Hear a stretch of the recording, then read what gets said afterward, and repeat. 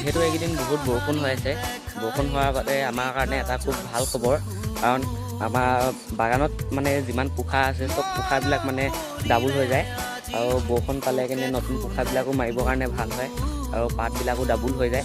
সেইকাৰণে আমাৰ কাৰণে বৰষুণটো দিলে মানে অলপ বেছি ভাল হয়, কাৰণ এতিয়া আমাৰ পাতবিলাক চাব পাৰি গৈছে, এইবিলাক ধুনীয়া ধুনীয়াকৈ পোখা আৰু ডাবুল হৈ গৈছে। এইবিলাক দুদিন আগতে আপোনালোকক এইখিনি ভিডিঅ' দেখাইছিলোঁৱে, এইখিনি গছত সিমান পোখা নাছিলে, এতিয়া দেখিব পাইছে যে এইখিনি পোখা পূৰা মানে ডাবুল হৈ গৈছে, নতুন নতুন পোখা ওলাই আহিব পাইছে এইখিনি। আৰু এয়াই নহয়, এফালেও যিমান বাগান আছিলে সিমান পোখা নাছিলে, কাৰণ এইখিনি এক কাটিং চিঙোৱাৰ পিছতো মানে এইখিনি নতুনকৈ এতিয়া ভাল পোখা আহিছে বৰষুণ দিয়াৰ ফলত।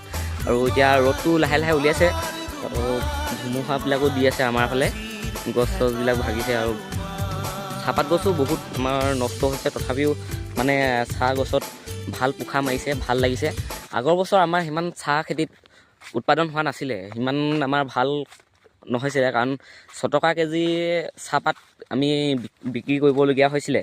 এইবছৰ আমি আশা কৰোঁ যে সিমানখিনি চাহপাত যাতে ৰেটটো নাপায়গৈ, 20 টকামান কেজি পালেও বহুত বুলি আমি ধৰিব পাৰোঁ, কাৰণ যদি 6 টকা 7 টকা কেজি হৈ থাকে, আমাৰ বাগানত এইবিলাক পাত ইমানকৈ খেতি কৰা একো মূল্য নাথাকে, দৰৱত যায়, সাৰত যায়, এইবিলাক সিমান নোপোচায় মানে আমাৰ।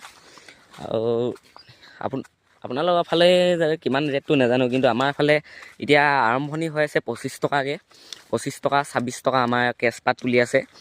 আৰু তাতে আকৌ দৰৱ উলিয়াব লাগে, দৰৱৰ পইচা উলিয়াব লাগে, আৰু এইবিলাক চিঙনি পইচা দিব লাগে, বহুত খৰচা ওলাই যায় মানে বাগানত।